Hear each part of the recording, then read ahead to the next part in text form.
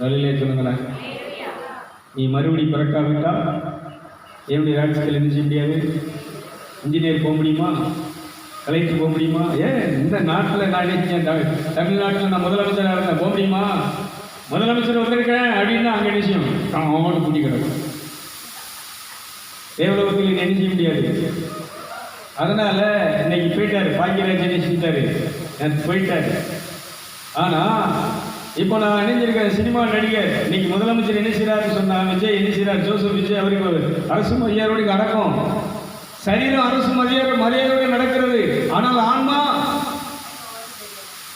இந்த ஆன்மா தேவனுடைய பரலோகத்தினுடைய மரியாதையோடு மதிப்போடு தேவதூதர்களுடைய வரவேற்போடு பரலோகத்தில் கொண்டு செல்லப்பட வேண்டும் என்று சொன்னால் நீ மறுபடி பிறந்திருக்க வேண்டும், நீ மனம் திரும்பியிருக்க வேண்டும், நீ இயேசு இரத்தத்தால் கழுவப்பட்டு நீதிமானாக்கப்பட்டு பரிசுத்தவானாக்கப்பட்டு நீ ஆத்மாவாக இந்த உலகத்தில் வாழ்ந்தால் மட்டும்தான் அந்த ஆத்மாவை நினைச்சார்னா பரலோகம் மிகுந்த வரவேற்படுது. கைலாச மகாரிஷி அவருடைய சாது சுந்தர் சிங் புத்தகத்தில் எழுதுகிறாரு, ஒரு ஆன்மா இந்த உலகத்தில் கடவுளுக்கு ஏற்ற ஒரு வாழ்க்கை வாழ்ந்து, கடவுளுக்கு பிரியமான ஒரு வாழ்க்கை வாழ்ந்து, வாயில உள்ளத்தில் விசுவாசித்து வாயினால இயேசு எனக்காக பாடுபட்டாரு, என்னை ரட்சிக்கிறதுக்காக, இந்த மரணத்திலிருந்து பாவத்திலிருந்து என்னை விடுவிக்கிறதுக்காக அவர் பாடுபட்டு ரத்தம் சிந்தினார், எனக்கு ஜீவனை கொடுத்து என்னை பரலோகத்திலே அவருக்கு முன்பாக அவரை போல உட்கார வைக்கும்படி அவர் உயிர் தெழுந்தார் என்பதை இந்த உலகத்தில் ஒரு மனுஷன் அறிக்கை செய்து, விசுவாசத்தை அறிக்கை செய்து, இந்த விசுவாசத்தினால் மட்டும்தான் அவன் எங்கே போக முடியும், இந்த மாதிரி விசுவாசத்தை அறிக்கை பண்ணுறவங்க மட்டும்தான் எங்கே போக முடியும், அந்த பரலோகத்துக்குள்ளே.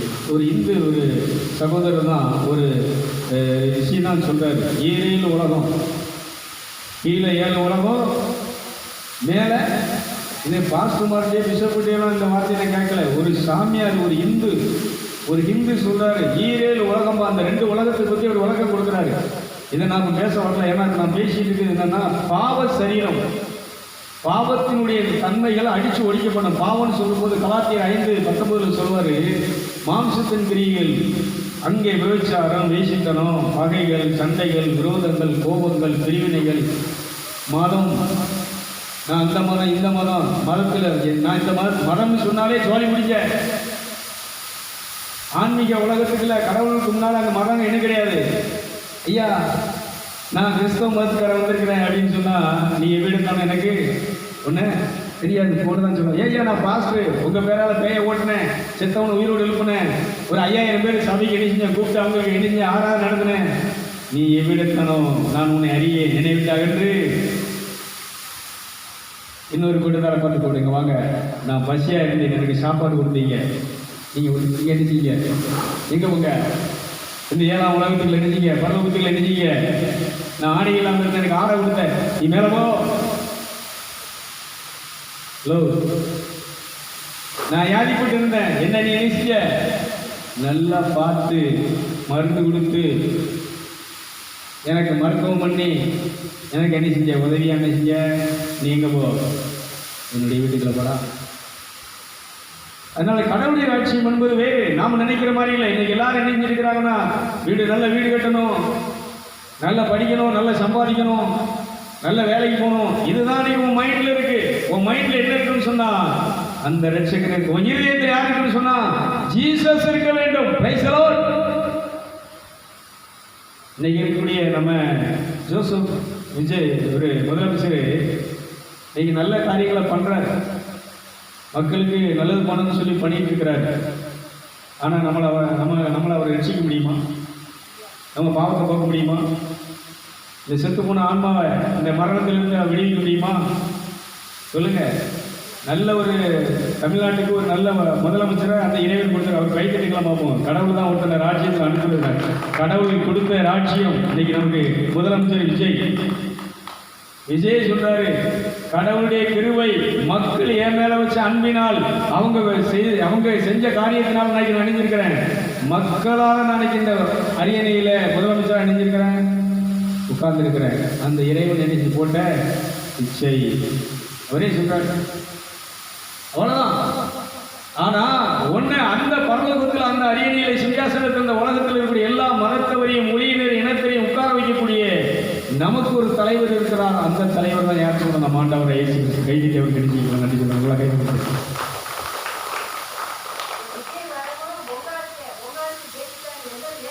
ஆமாம், அதனால நீ கவனிச்சுக்கோங்க. அதில் கிறிஸ்தவர் அவர் உண்மையிலே ஒரு கடவுளுக்கு இன்னொன்று அவர் ஆன்மீக ரீதியாக இருக்கிறதுனால தான் எல்லா மதத்தையும் நினைச்சுறாருன்னா குற்றப்படுத்தாமல் எல்லா மதத்தவரையும் நினைச்சிருக்கிறாரு.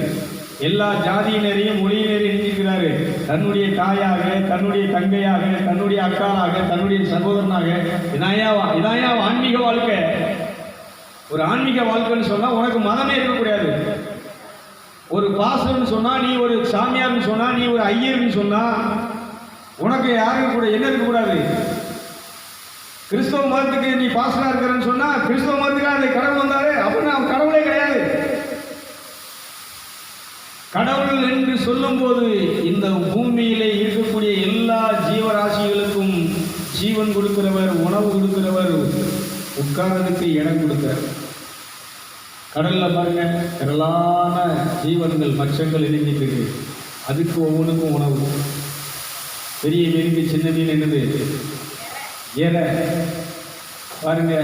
இந்த பூமியில் இருக்கக்கூடிய பயிர், செடிகள், மரங்கள் எல்லாத்துக்கும் அந்த மழையை பெஞ்சு என்ன செஞ்சிருக்கிறார். இந்த சூரியன் உதிக்காமல் போச்சுன்னா இந்த பயிர்கள்லாம் வருமா?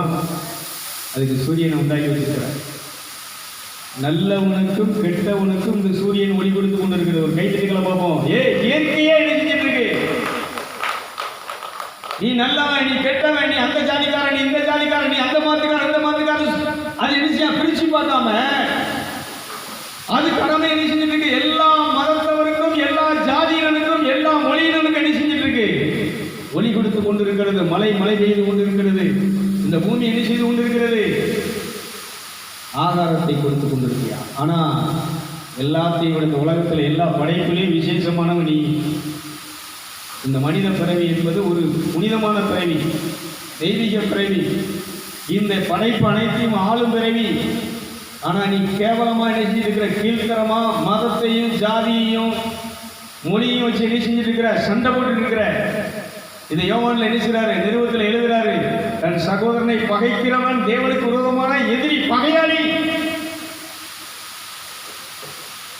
அப்ப எல்லா மதத்தவரும் என்ன செய்யணும்னா, நீ அன்பு செய்யணும், நீ அங்கே போய் தான் ஆகணும். அதனால பவுல் சொல்றாரு, நான் பரிசெயர்களுக்கு பரிசெயனாகவும் சதிசெயனுக்கு சதிசெயனாகவும் எல்லாத்திற்கும் நான் எல்லாமே. கைதிகளும் நல்ல கரை. இயேசு மேல வச்ச குற்றச்சாட்டு என்ன தெரியுமா? இவா பெரும் பாவி ஆகிட்டே, இவளுக்கு பல பேர் இணைஞ்சிருக்கிறாங்க, புருஷமாக இருக்கிறாங்க. ஆனால் இவளை போய் என்ன செஞ்சிருக்கிறாரு. இவா இயேசுடைய காலை வந்து இணைச்சிக்கிறா, கழுவி குந்தலால் தொலைச்சி முத்தமிட்டு இருக்கிறாரு, இணைஞ்சிருக்கிறாரு. பாவிகளோடு இவர் இணைஞ்சிருக்கிறாரு. உறுதுணையா இருந்து பாவிகளோடு இவர் வாழ்ந்து கொண்டு இருக்கிறார். இதான குற்றச்சாட்டு. இயேசு மேல குற்றச்சாட்டு. சிலுவையில் இருக்க அவங்க சொன்ன காரணம் என்ன? அவர் மேல செலுத்திய குற்றம் என்ன? பாவிகளை நண்பன் என்று ஏற்றுக்கொள்கிறார். இந்த உலகத்துல இயேசு நல்லவங்களுக்காக வரல. ஒரு விஷயத்தை நற்செய்தியை சொல்றேன், பாவிகளுக்காகவே இயேசு இந்த இறைமகன் இந்த உலகத்துல இயேசுதான் மனுஷனாக பிறந்தார். கைதைக்கு இயேசு நல்ல கரெக்ட் இயேசு நல்லவங்களுக்காக வரலையா? இதை புரிஞ்சுக்கோ. ஒரு ஆன்மீகவாதினா நீ ஒரு ஆவிக்குரியவன, நீ புரிஞ்சுக்கணும். ஒரு பாவியை பரிசுத்தமாக்கக்கூடிய சக்தி இந்த ஆன்மாவுக்கு இருக்கிறது. அந்த ஆத்மா தான் இந்த உலகம் உள்ள இருக்கக்கூடிய ஆன்மா. யாருன்னு சொன்னா அவர் தான் ஆண்டவராய் இயேசு கிறிஸ்து. இந்த சிற்பி என்ன செஞ்சாருன்னா, ஒரு பாறையை போய் எடுத்து தட்டி தட்டி பார்க்கிறாரு. இந்த பாறையில புத்தர் இருக்காரா, புத்தருடைய உருவம் இருக்கா, புத்தருடைய உருவம் இருக்கான்னு தட்டி தட்டி பார்த்துட்டு வர்றாரு. அந்த புத்தர் கோயில் இருக்கக்கூடிய ஒரு குரு கேட்குறாரு, என்ன சிற்பி அவர்களே தட்டி தட்டி பார்க்குறீங்களே, என்ன புத்தர் எந்த கல்லில் மறைஞ்சிருக்கிறாரு என்ன செய்கிறேன். ஆனால் எல்லா கல்லையும் தட்டி பார்த்துட்டேன், எந்த கல்லிலையும் என்ன இல்லை, புத்தர் இல்லை. புத்தர் இருக்கக்கூடிய அந்த கல் எதுன்னு காட்டுங்க, அதை நான் என்ன செய்யணும், உடைச்சி அதை புத்தர் என்ன செய்யணும் பார்க்கணும் போது அவர் கூட்டிகிட்டு போகிற பக்கத்தில் வாங்கன்னு சொல்லி கூட்டிகிட்டு போய் என்ன செய்கிறாருன்னா, அந்த ஆசிரமத்துக்கு முன்னாடி இருந்த ஒரு கிணத்துக்கு முன்னால் கூட்டிகிட்டு பாட்டுறாரு. இந்த கிணத்தை எட்டி பாருங்க அப்படிங்கிறார். கிணத்தை எட்டி பார்த்தா கிணத்து நிறைய தண்ணி இருக்குது. எட்டி பார்க்கும்போது இவருடைய உருவம் அந்த தண்ணீரில் என்ன செய்கிறது தெரிய ஆரம்பிக்கிறது. அப்போ தான் அவர் அந்த மடத்தினுடைய அந்த இவர் சொல்கிறாரு, புத்தர் வேற எங்கேயும் இல்லை, உங்களுக்குள்ளே தான் இருக்கிறார். இது மாதிரி இன்னைக்கு ஏசு எங்கே இருக்கிறாருன்னு சொல்லி நீ அங்கே அந்த கோயிலுக்கு போனேன், குழந்தை ஏசு கோயிலுக்கு போனேன், அந்த புதியத்தலுக்கு போனேன், அங்கெல்லாம் ஏசு என்ன செய்ய முடியாது. நீ அந்த இயேசு எங்கே பார்க்கணும்னு சொன்னால், எங்கே பார்க்க முடியும்னு சொன்னால், உனக்குள்ளே தான் அவரை நீ பார்க்க முடியும். கைத்தட்டுங்களா நல்ல கரெக்ட். அதனால ஒரு ஆன்மாவில் தான் என்ன செஞ்சிருக்கிறார் சொன்னால், கடவுளை என்ன செய்து கொண்டு இருக்கிறார். மாம்சம் கொண்ட மனிதனும் நான் என்ன செய்வதில்லை. அதனால என்ன சொல்ல, நீ மறுபடி பிறப்பா, மறுபடி பிறக்கணும் என்ன சொல்லணும், இயேசு ஏற்றுக்கொள், அவர் மேலே நீ விசுவாசமை, என் பாவத்துக்காக, என் சாபத்துக்காக, என்னுடைய மரணத்திலிருந்து என்னை உயிர்த்தல் செய்வதற்காக அவர் வந்தார், அவர் பிறந்தார், அவர் மரித்தார். இதில் ரோமியல் அழகா 4ஆம் அதிகாரமா 25ஆம் வசனத்தில் அழகா அவர் என்ன செய்கிறார்னா சொல்கிறார். வாசிப்போம், மறுபடியும் அந்த வாசி. ரோமியல் 4:25. ஏனெனில் நல்ல சத்தம் அன்னூரோட, ஏனெனில் எல்லாரும் சொல்லுங்களேன், எல்லாரும் சத்தம் அந்த வசனத்தின் வார்த்தையை என்ன செய்ய, எல்லாரும் சொல்லுங்க. ஏனெனில் வாசி,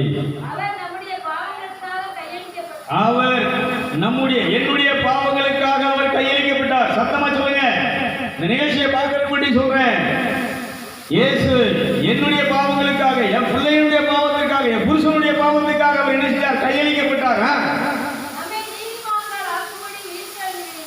என்னை, நம்மை, என் பிள்ளையை, என் புருஷனை, என் குடும்பத்தை நீதிமானாக்கும்படி அவர் உயிர்த்தெழுந்தார். இதை நீ என்ன செய்யணும், அறிக்கை பண்ண அது போல நீ மாறிக்கிட்டே இருக்க. அது போல நீ நினைச்சிருக்கிற உருமாறிக்கிட்டே இருக்க. அந்த தன்மை நினைச்சிட்டு இருக்கோம், வந்துகிட்டே இருக்கும். இதைத்தான் சிற்பி சொல்றார். இதை நீ திரும்ப திரும்ப அடிக்க இந்த வார்த்தையை நீ உபயோகப்படுத்த நீ என்ன செய்வானா, அது போல மாறி இருப்ப. அது போல அந்த தன்மை அந்த பாவனை என்ன செய்யும். விடல் வாசி, அச்சிஷ்ட சின்னப்ப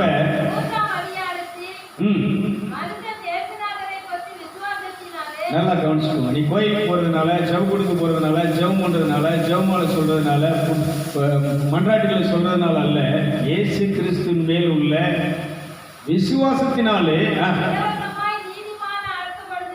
7ஆம் வசனம். நீ ஒரு ஜெபம் பண்ண வேண்டாங்க, நீ ஒரு மந்திரம் சொல்ல வேண்டாம், ஒரு பிரார்த்தனை பண்ண வேண்டாம். உட்கார்ந்து என்ன நீதிமானாக்கிறதுக்காக அவர் உயிர்த்தெழுந்தார், அவருடைய உயிர்த்தெழுதினால் நான் நீதிமானா இருக்கிறேன் அப்படிங்கிறத உள்ளத்துல ஆவியில நீ சொல்லி சொல்லி சொல்லி சொல்லி சந்தோஷப்பட்டு களி கொண்டு, பரிசுத்தமுள்ள தந்தையே பிதாவே, உங்க ஒரே பேரான குமாரனை இயேசு கிறிஸ்துவை எனக்காக இந்த பூமியை அனுப்பி என் மேல வச்ச அன்புனால அவரை சாவுக்கு, சிலுவை சாவை ஏற்கும் அளவுக்கு நீ அவர் என்ன செஞ்சாரு, கீழ்ப்படுத்தினீர். அவர் கீழ்ப்படுத்தி எனக்காக அவர் மரித்தார். நான் நீதிமானாவதற்காக உயிர்த்தெழுந்தார். இதை என்ன செய்யன்னு சொன்னா, இதை பண்றது விட்டுட்டு நான் என்ன செஞ்சேன், ஜெபம் கொடுத்து போனாலும் ஜெபம் பண்ண, அவன் ஆசிரியர் ஆண்டவரே, இவன் ஆசிரியர் ஆண்டவரே, இந்த சபை ஆசிரியர் ஆண்டவரே, நாங்கள் ஒரு புதுசாக ஒரு சபை கட்டின ஆண்டவரே, ஒரு கோயில் கட்டுறதுக்கு நீங்கள் என்ன செய்ய உதவி செய்யுங்க ஆண்டவரே, எங்கள் பாஸ்டருக்கு வண்டி இல்லை, காரில் ஆண்டவரே. இல்லைங்களா? நிம்மதியாக இருக்கேன். கார் இருந்தால் என்ன வேணும், டீசல் போடணும், உஷாவுக்கு போகணும், நமக்கு ஒரு ஸ்டாண்டர்ட் வேன் வச்சுருக்கணும். மத்தியெல்லாம் நிம்மதியாக இருக்க முடியல. எங்கேயாவது நின்றுக்கணும், பஞ்சர் பார்க்கணும், மறுபடியும் என்ன செய்யணும், வரணும், ஒர்க்ஷாப் கொண்டு போகணும், ஆயில் மாற்றணும், அங்கே ஏதாவது வெல்டிங் ஏதாவது வச்சு என்ன செய்யணும், இடையில நின்றுக்கணும், மெக்கானிக்கை கூப்பிட்டு ஃபோன் பண்ணி வர சொல்லி அவன் வர வரைக்கும் நெஞ்சு எடுக்கணும், காவக்கார மாதிரி என்ன செய்யணும், கணத்தை காத்து கட்டுற மாதிரி என்ன செய்யணும். இன்னைக்கு ஒன்றும் இல்லை, நிம்மதியாக.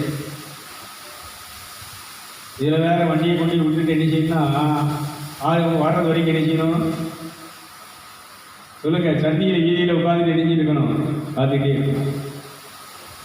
அதெல்லாம் எதுக்கு சொல்கிறோம் அப்படின்னு சொன்னால், இந்த உலகத்தில் நிம்மதியாக இருக்கிறதுக்கு, சந்தோஷமாக இருக்கிறதுக்கு அவருடைய பாதத்திலே உட்கார்ந்து கண்ணை அவர் மேலே விசுவாசம் தூக்குற இயேசு மேலே கண்ணை பதிய வச்சு, எனக்கு எவ்வளவு சந்தோஷத்தை தந்திருக்கிறீங்கப்பா, எனக்கு எவ்வளோ நிம்மதியை தந்திருக்கிறீங்கப்பா, எனக்கு எவ்வளோ ஆரோக்கியம் தந்திருக்கிறீங்க, எவ்வளோ நல்ல உடலை தந்திருக்கிறீங்க, எவ்வளோ கை கால் கடனை தந்திருக்கிறீங்க, விலைக்கினமான என்னுடைய சரீரத்தை பலமுள்ள சரீரமாக உங்கள் மாசற்ற விலையேறப்பட்டதும் எனக்குள்ளே உருவாக்கி கொடுத்திருக்கிறது. கைதிகளமோ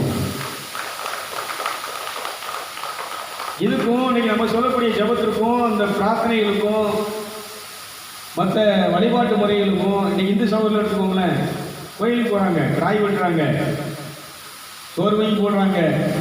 அந்த ஒரு வாரம் 8 நாள் 9 நாளா கோயில் இல்லைம்மா இந்திராணியம்மா? என்ன மேலுள்ளது பீட்டீங்களா? இல்லை, நீங்கள் கோயில் கூட இது பண்ணீங்களா? நீங்கள் முன்னாடி இங்கே வரதுக்கு முன்னாடி இந்த கோயிலில் எத்தனை நாள்? 9 நாளா 8 நாளா சாமி கும்பிட்றது? பொங்கல் வச்சுருக்கு. என்னக்கா 8 நாள் என்ன செஞ்சாங்கன்னா, கோயிலில் அந்த முறைப்படி என்ன செய்யறது, குளிச்சுட்டு வீட்டை வெளியே அடிச்சு எல்லாம் இது பண்ணி கோயிலில் சுத்தம் பண்ணி கோயிலில் மாலையில் போட்டு அங்கே எல்லாம் இது பண்ணி அந்த ஒவ்வொரு கோயிலையும் ஒவ்வொரு இது வச்சுருக்குறாங்க. அந்த வழிபாட்டு முறைகள் இருக்குது. சாமி ஆடுறது, மேலே அடிக்கிறது எல்லாம் இருக்குது. நல்ல விஷயங்கள். ஆனால் நான் என்ன கேட்குறேன்னா, இதெல்லாம் நம்ம பண்ணுறது நம்ம சரீரத்தில் நம்ம மனசு ரீதியாக நம்முடைய முன்னோர்கள் மூதாதையர்கள் மத குருக்கள் பண்ண விஷயங்களை பண்ணுறோம். ஆனால் நான் கேட்குறேன், தப்பு பண்ணாமல் இருக்க முடியுதா? நல்லவனா வாழ முடியுதா? சண்டை போடாமல் கொலை பண்ணாமல் வாழ முடியுதா? தண்ணி அடிக்காமல் வாழ முடியுதா? நான் ஏன் கேட்குறேன்னா, உள்ளே இருக்கக்கூடிய இந்த பாவம், என்னுடைய பாவம் இதெல்லாம் செஞ்சுட்டு இருக்கு. நல்லது செய்ய முடியல, நல்லது செய்ய விருப்பம் இருக்கு, கெட்டது சரி. ஏன் பாவம்? பாவம்னா என்ன செய்யுதா தெரியுதா? கடவுள் இல்லாத ஒரு வாழ்க்கை பாவம், கடவுளோடு இணைந்து வாழாத ஒரு வாழ்க்கை பாவம், படைச்சவனை விட்டு மறந்து நம்ம இஷ்டத்துக்கு கோயில் கும்பிட்டோம், நம்ம இஷ்டத்துக்கு கோயிலை கட்டணும், நம்ம இஷ்டத்துக்கு சாமி கும்பிட்டோம், நம்ம இஷ்டத்துக்கு சாமி ஆடணும் அப்படின்னு சொல்றது தான் என்னன்னு சொன்னா, நான் கேட்குறேன், நீ எல்லாம் பண்ண இதனால நீ ஒரு நல்லது செய்ய முடியுங்களா? உன் பொண்டாட்டியை நல்லா வச்சுக்க முடியுதா? உன் புருஷனை சாமி ஆடுதிய, உன் புருஷனை நல்லா வச்சிருக்கியா? உன் பிள்ளைய நல்லா, உன் மாமியாரை நல்லா வச்சிருக்கியா?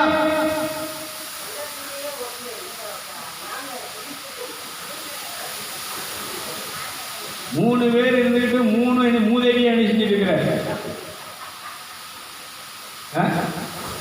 ஆனா கோயிலுக்கு போறோம், எல்லாரும் என்ன செய்யணும்? கோயிலுக்கு போறோம். எல்லாரும் எங்க போறோம்? புண்ணிய ஸ்தலத்துக்கு போறோம். எல்லாரும் நினைஞ்சிருக்கிறோம், ஜெபம் பண்றோம். எல்லாரும் கையிலையும் பைபிள் இருக்கு, கழுத்துல சிலுவை இருக்கு. ஆனா என்ன செய்ய முடியல? அன்பா என்ன செய்ய முடியல? கடவுளுடைய அன்புனா என்ன தெரியுமா? ஒரு ஆன்மாவுடைய தன்மை என்ன தெரியுமா? ஒரு ஆன்மா அன்பு நிறைந்தது. அன்புனா அதுக்கு அர்த்தம் என்ன தெரியுமா? ஒருத்தனுக்கு உதவி செய்யறது, ஒருத்தனை அன்பு செய்யறது. அது மாத்திரம் இல்ல, அவன் தப்பு பண்ணும்போது இயேசுநாதர் மன்னிச்சது போல பிதாவை அறியாமல் செய்றாங்க போல என்ன செய்யும்? மன்னிக்கக்கூடியது. தனக்கு துரோகம் செஞ்சவங்களுக்கு, தப்பு செஞ்சவங்களுக்கு கஷ்டப்படும் போது அவங்களுக்கு என்ன செய்யக்கூடியது? உதவி செய்யக்கூடியது. ஒரு ஆன்மீகம் என்று சொல்லும்போது, ஆவிக்குரிய வாழ்வு என்று சொல்லும்போது, இயேசுநாதருக்கு இருந்த அந்த தெய்வீக தன்மை, அந்த மனநிலை இன்னைக்கு நமக்குள்ள வரணும். அவங்க தான் ஆன்மீகவாதிகள். அவங்க தான் என்ன செய்ய முடியும்? அந்த உலகத்தில் இருக்க முடியும், அந்த உலகத்தில் போக முடியும். அப்படின்னா அன்பு தெரிஞ்சுக்கோங்க, அன்பு சகலத்தையும் தாங்கும், அன்பு சகலத்தையும் சகிக்கும், அன்பு சகலத்தையும் ஏற்றுக்கொள்ளும், அன்பு எவ்வளவு பெரிய தவறு செய்தவங்களையும் மன்னிக்கும். அவங்க கஷ்டப்படும் போது, பசியா இருக்கும் போது அவங்களுக்கு உணவு கொடுத்து அவங்களை அரவணைத்துக் கொள்ள கைதிக்கலாம். அப்படிதான் கடவுளுடைய அன்பு. இதான் உனக்குள்ள இருக்கு. இதான் ராமலட்சுமி, இதான் வைக்கலாமா, இதான் பொட்டு தாயி. ஏழரை இருக்குது பார்த்தீங்களா? ஒரு பொட்டு தாயினா நீ எப்படி இருக்கணும்? இப்படிதான் இருக்கணும். ஏழரையா நிச்சயம் கூடாது. அப்ப நம்மளை வெறுத்தவங்களை, நம்மளை துரோகம் பண்ணவங்க, நம்மளை பழிச்சு பேசினவங்களை நம்ம என்ன செய்யணும் சொன்னா, அன்பு செய்யும். அதான் அன்புங்கிறதுல இத்தனை அடங்கி இருக்கு. அன்பு சகலத்தையும் பொறுத்துக்கொள்ளும். அன்பு தனக்கு துரோகம் பண்ணவங்களை என்ன செய்யும்? தன்னை சிலுவையில் அறைந்தவர்களை, தீர்ப்பிட்டவர்கள் என்ன செய்யுது? மன்னிக்கிறது. பிதாவை இவர்களை. இவன் தான் ஆன்மீகவாதி, இவன் தான் ஆவிக்குரியவன். இங்கதான் பாவம் இல்லை, இங்கதான் சாபம் இல்லை, இங்கதான் மரணம் இல்லை. நீ மரணம் இல்லாம, பாவம் இல்லாம, சாபம் இல்லாம இருக்கிறனா இத்தனை தன்மைகளும், இத்தனை கிரியைகள் என்ன செய்யணும்? உனக்குள்ள இருந்து என்ன செய்ய வெளிப்பட ஆரம்பிக்கும். ஆனா இன்னைக்கு என்ன செஞ்சுட்டு இருக்கிறோம்? சப்ப விஷயம், ஒரு அற்ப விஷயத்துக்கு மாண்பு செத்துட்டு இருக்கு. அதனால மதத்தவர்களை, மொழியினர்களை, இந்த உலகத்தில் இந்த சுவிசேஷம் என்ன சொல்றதுன்னா, நீ இந்த பாவத்திலிருந்து, இந்த எதுக்கு எடுத்தாலும் கோவப்படுறதுலேருந்து, சண்டை போடுறதுலேருந்து, இந்த அன்பு செய்ய முடியாமல், மன்னிக்க முடியாமல் இந்த தன்மையிலிருந்து செத்தாலும் மன்னிக்க மாட்டேன். நான் உன்னை என்ன செய்ய மாட்டேன்? செத்தாலும் என்ன செய்ய மாட்டேன்? மறந்துட்டேன்னு நினைச்சியா? இல்லவா எதுக்காக என்ன செய்ய மாட்டேன், நீ செஞ்சதை என்ன செய்ய மாட்டேன். ஆனால் இவங்க கோயிலுக்கு போக, ஏன் ஜெபப்படுத்து போ, ஏன் ஜெபமெல்லாம் பண்ணுவாங்க, ஏன் ஊருக்கெல்லாம் என்ன செய்வாங்க. இதைத்தான் பவுல் சொல்றார். நல்லது செய்யணும் தான் நினைக்கிறேன், மன்னிக்க, ஆனால் மன்னிக்க முடியலையே. ஏன் இருக்கக்கூடிய பா, ஏன்னா இதை மன்னிக்கக்கூடியவர் என்கிட்ட இல்லை, இல்லை அன்பு செய்யக்கூடியவர் உள்ள இல்லை. இதிலே தெரிஞ்சிடலாம் கடவுளுடைய பிள்ளை யாரு, பேருடைய பிள்ளை யார் என்பதை அதே நிறுவனத்தில் சொல்றாரு. அந்த 20 கீழே நீங்க வாசித்தீங்கன்னா பிசாசின் பிள்ளைகள் யார், கடவுளுடைய பிள்ளைகள் யாருங்கிறத ரோமேயர் 7ஆம் அதிகாரத்தில் 20 கீழே வாசிக்க பார்ப்போம், முடிச்சிருவோம் டக்குன்னு வாசனம். அந்தபடி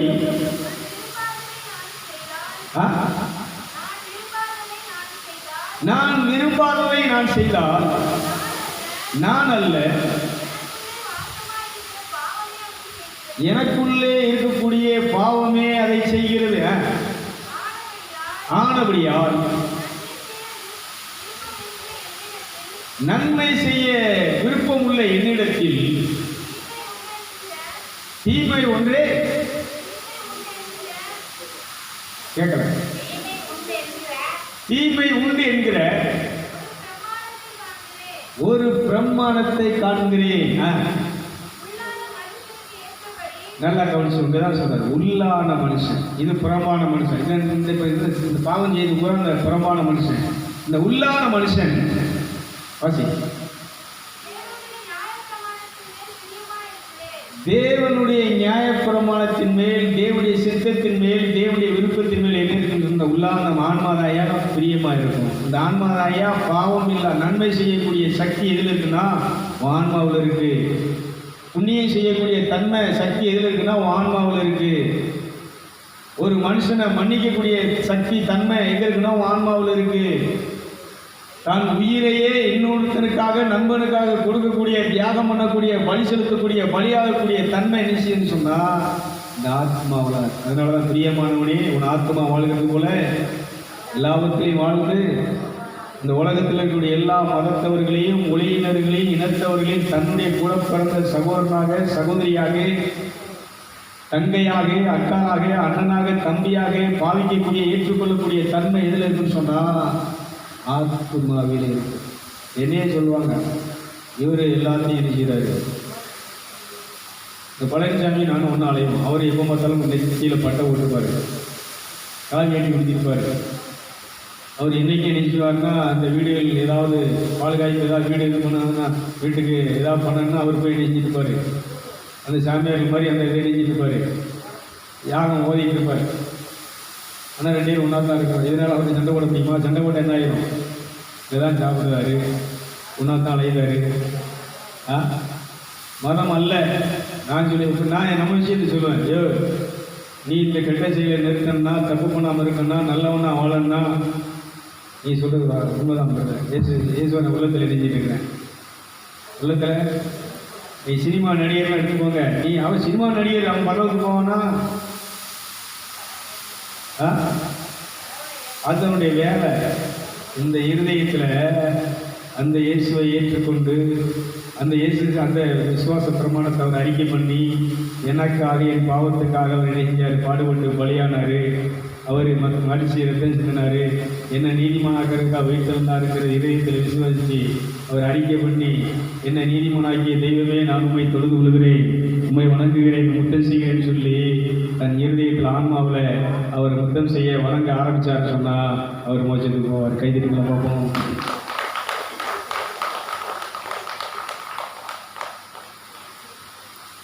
அதனால் இன்னைக்கு நிறைய சினிமா நடிகர்கள் இன்னைக்கு இணைஞ்சிட்டு இருக்கிறாங்கன்னா, இந்த சுவிசேஷத்தினுடைய ஒளியை ஏற்றுக்கொண்டு இன்னைக்கு இயேசுவை தன்னுடைய சொந்த ரட்சகராக ஒரு மத ரீதியாக இல்லாமல் கடவுளை என்ன செஞ்சுருக்கிறாங்கன்னா, தன் இருதயத்தில் வச்சு வழிபட்டு அவர் என்ன செஞ்சுருக்கிறாங்கன்னா அவரை மகிமைப்படுத்தி இருக்கிறாங்க.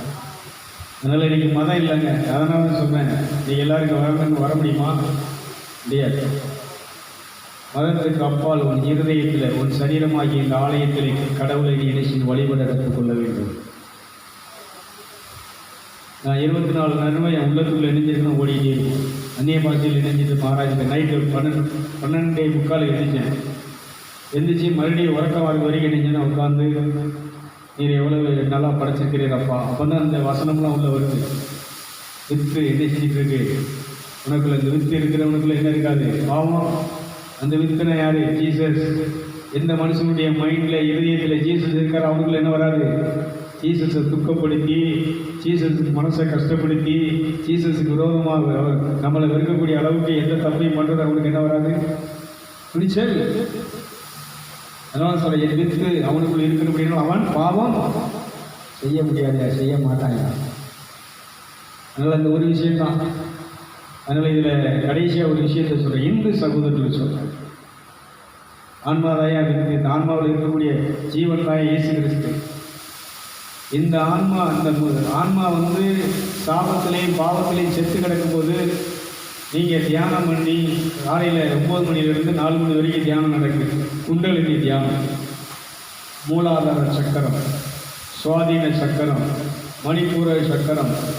இங்கே தான் செத்து கிடக்க. எப்படி இந்த சக்கரமெல்லாம் திறக்கும், ஓப்பன் ஆகும். நீ மனம் திரும்பி இந்த இயேசு கிறிஸ்துவ இந்த மாதிரி ஏற்றுக்கொண்டு, ரட்சகராக ஏற்றுக்கொண்டு, என் ஆன்மா செத்து கிடக்கிற ஆன்மாவை உயிர்ப்பித்து இந்த சக்கரங்களை எல்லாம் நீங்கள் நினைச்சிங்கப்பா ஆக்டிவேஷன் பண்ணி இந்த கதவுகளை திறந்து, ஒருவனும் பூட்டக்கூடாத திறந்த வாசலை எனக்கு திறந்து நீங்கள் என்னை வழிநடத்துங்கன்னு சொல்லி இயேசுவை ஹெல்ப்புக்கு உதவிக்கு அணைக்கும் போது அவர் உதவி செய்ய உனக்கு வருகிறார். வேறு ஒன்றும் செய்ய கிறிஸ்தவ மாதிரி நீ வர வேண்டாம். நீ இவங்க கொடுக்குற ஞானஸ்தானத்தை நான் இது பண்ணி இந்த கிறிஸ்தவ கோயிலுக்கெல்லாம் நீ வர வேண்டாம். கண்ணை மூடி நீ பண்ணுற தியானம் பண்ணுற அதே இடத்துல உன் தியானம், அந்த பிரபஞ்ச தியான மையத்தில், அந்த மையத்துக்குள்ளே அவங்க சொல்கிறத நீ விட்டுட்டு இதே தியான கண்ணை மூடி கரங்களை விரித்து என்னுடைய இந்த மூலாதார சக்கரம், சுவாதீன சக்கரம், மணிப்பூர சக்கரம், இந்த 7 சக்கரங்களையும் நீங்கள் என்ன செய்யுங்கப்பா இந்த கதவுகளை திறந்து உங்களோடு நான் தொடர்புறதுக்கு, பரிசுத்தமாய் வாழ்கிறதுக்கு, என்னை நீதிமான வாழ்கிறதுக்கு உங்கள் ரத்தம் எனக்கு என்ன செய்யட்டும், உதவி செய்யட்டும். உங்கள் மாசற்ற விளையாட்டு ரத்தத்தை நான் பயன்படுத்துகிறேன். இயேசுவை என் ரட்சகராக, என் அண்ணனாக நேசிக்கிறேன். பரலோகத்தினுடைய பிரதிநிதியாக நான் நேசிக்கிறேன், ஏற்றுக்கொள்கிறேன். என் ஆன்மாவுக்கு ஒரு நல்ல வெளிச்சத்தை, என் இருட்டை வெளிச்சமாக மாற்றி எனக்கு ஒளி கொடுக்கிற ஒளியாகிய வந்த இயேசுவே, இயேசு நானே உலகத்தின் ஒளி. ஒளியானது இந்த உலகத்துக்கு வந்திருந்த நீ பாவத்தில் வாழ்றதுனால, பாவத்தை விரும்புறதுனால நீ எங்க வராம இருக்க? ஒளியில வராம இருக்க. மதம்ங்கிறதே பாவம்.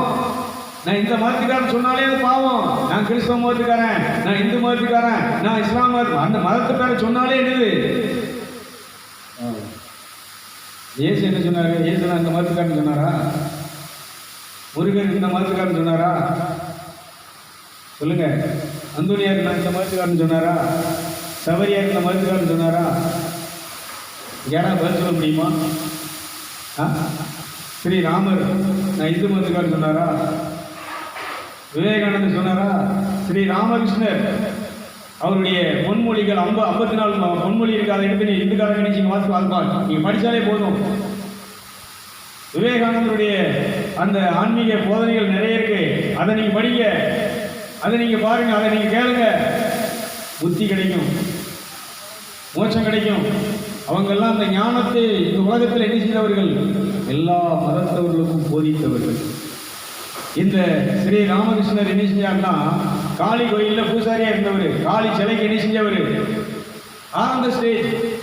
அப்புறம் கேட்குறாரு, நான் இவ்வளவு பக்தியா இருக்கிறேன், சிலைக்கு என்ன செய்கிறேன், உடை உடுத்தி பூவெல்லாம் போட்டு இதெல்லாம் பண்ணி நான் இவ்வளோ பக்தியாக கும்பிட்டு கடவுளே ஒன்று நான் பார்க்கலைன்னு சொல்லும்போது தான் ஒன்றான மெய்தேவனாகிய அந்த இறைவன் அந்த ஒளி அவருக்கு முன்பாக காட்சி எடுத்து அந்த ஒளி அவரை என்ன செய்ததாக்கும். அந்த ஒளி அவரோடு பேசியது. அப்போ நீ ஒளியாவாக இருக்கிற, அதுக்கப்புறம் எதை பின்பற்றான்னா, எதை தேடினான்னா அந்த ஒளியை டெய்லி தேடினார். அந்த ஒளி அவரை வழிநடத்த ஆரம்பிச்சு. அவர் தான் சொல்றாரு, அந்த ஒளி எனக்குள் வரும்போது நான் பரவசத்துக்குள்ளாகிறேன், மெய் மறந்த நிலைக்குள்ளாகிறேன். தேவலோகத்தின் வாசல் திறக்கிறது, என் ஆன்மா சூழ் என்ன செய்கிறது, அந்த இறைவனோடு என்ன செய்திருக்கிறது. ஒரு தாய் பிள்ளை போல நாங்கள் என்ன செஞ்சுருக்கிறோம், கடவுளோடு உறவாடி. அப்படின்னா விவேகானந்தர் சொல்றாரு, நானும் நீ எப்படி உறவாடிட்டு இருக்கிறோமோ நானும் நீ எப்படி சஞ்சரித்து கொண்டிருக்கிறோம், இது போல என்ன செய்ய முடியும்? நீ அந்த கடவுளோடு சஞ்சரிக்க முடியும், உறவாட முடியும். அந்த கடவுள் உன்னோடு என்ன செய்ய முடியும்? இதோ வாசற்படி இந்த கதவை தட்டுகிறேன், ஒருவன் சத்தத்தை கேட்டு கதவை திறந்தால் நான் அவனோடு வாசம் பண்ணுவேன், அவன் என்னோடு வாசம் பண்ணுவான். நான் அவனோடு போஜனம் பண்ணுவேன், அவன் என்னோடு போஜனம் பண்ணுவான். நானே அவனுக்கு உணவாக இருப்பேன். ஒரு ஆன்மாவுக்கு உணவு, இன்னும் சொல்றேன், கடவுள் என்கிற உணவு, நமக்கு உயிர் கொடுக்கக்கூடிய உணவு. நான் கேட்கிறேன், நீ சோறு இருக்காம உயிரோடு இருக்க முடியுமா? யாராவது நான் எனக்கு சோறு வேண்டாங்க, நான் சாப்பிட மாட்டேங்க, நான் உயிரோடு இருக்க முடியுமா? என்ன பதில காணும்? அது முடியாது. இதே மாதிரி ஆன்மா உணவும் அவர் தான், இந்த சரீரத்துக்கு உணவும் அவர் தான். கைதுக்கு நல்லா பார்ப்போம், நல்லா கடைகளை பற்றி.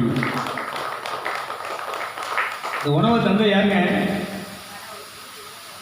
நீ உயிர் வாழ்வதற்காக தன்னையே உணவாக கொடுத்த தெய்வம். இதை நான் அடுத்த இதில் என்ன அடுத்த வாரம் பேசுகிறேன். இந்த உணவு அடுத்த வாரம் தெரிவித்தாராங்க. கடவுள்னா என்ன? உணவு தான். ஐயா கடவுள்னா என்ன? நம்ம தாகத்தை தீர்க்கிற பானம், அதான் கடவுள். நீ வாய்ஸுக்கு இணைஞ்சிருக்கிற, நீ அதுக்கு இணைஞ்சிருக்கிற, வெட்டி இனத்தையே பண்ணிட்டு இருக்கிற, நீ கோயிலில் போய் இணைஞ்சிருக்கிற, காணிக்கையில பழங்களையும் அதையும் இணை செஞ்சுட்டு இருக்கிற. கடவுள் என்ன பழம் தந்துக்கிறவரா? நீ கொடுக்குற ஆப்பிள் பழத்தையும் ஆரஞ்சு பழத்துக்கு அவர் உட்காந்துட்டு இருக்காரு. உனக்கு உணவாக இதையெல்லாம் தெய்வம் தந்தார். கைதுக்கு நம்ம பார்ப்போம், நல்லா கரெக்ட். அடுத்த வாரம் பார்ப்போம் உணவுனா. இந்த உணவை பற்றி இன்னும் கொஞ்சம் ஆழமாக பார்க்கணும். ஆன்மீகத்தில் வரும்போது நீ கடவுள் எப்படி இருக்கிறான்னா உணவாக இருக்கிறார். நீ கோயிலில் போய் இணைஞ்சிருக்கிற, உன் ஜவுரியத்துக்கு நீ எப்படி இருக்கிறியோ அறுவாலை வச்சுட்டு இணைஞ்சிருக்கிற, சாமியை உண்டாக்கி வச்சுருக்கிற. ஜார்ஜியார் ஈட்டியை வச்சுருக்க மாதிரி இணைஞ்சிருக்கிற. ஜார்ஜியார் நீங்கள் எப்படி இருக்காரு தெரியுமா? உடைய வர்க்கீஸ்மியால் எப்படி இருக்கா தெரியுமா? தெய்வத்தை போல அவர் இருக்கிற உணவு, அவரை போல அங்கே உட்கார்ந்துட்டு இருக்கிறாரு. நீ இங்கே ஈட்டியை வச்சு இணைஞ்சிட்டு இருக்கிற, சிறுவத்தை வச்சு இணைஞ்சிட்டு இருக்கிற, சப்பரத்தை தூக்கி வச்சு இணைஞ்சிட்டு இருக்கிற.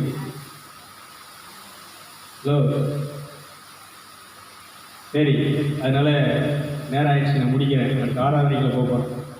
அதில் ஒன்றை குறிச்சுக்கோங்க, அவருடைய வித்து எனக்குள் இருக்கிறார். அந்த வித்து யாரு? ஜீசஸ் எனக்குள் இருக்கிறார். ஜீசஸ் எனக்குள் வாழ்கிறார். ஜீசஸ் எனக்கு உணவாக இருக்கிறார். ஜீசஸ் எனக்கு உயிராக இருக்கிறார். ஜீசஸ் எனக்கு மருந்தாக இருக்கிறார். ஜீசஸ் எனக்கு மருத்துவராக இருக்கிறார். ஜீசஸ் தான் என்னுடைய உணவாக, என் அப்பமாக. நல்ல சொல்லுங்களேன். அதனால் இந்த நிகழ்ச்சி இதோடு நிறைவு செய்ய அடுத்து நம்ம ஆராதனைக்கு 5 நிமிஷம் பிரேக். முடிஞ்சவொன்னு ஆராதனைகளை கடந்து வருவோம்.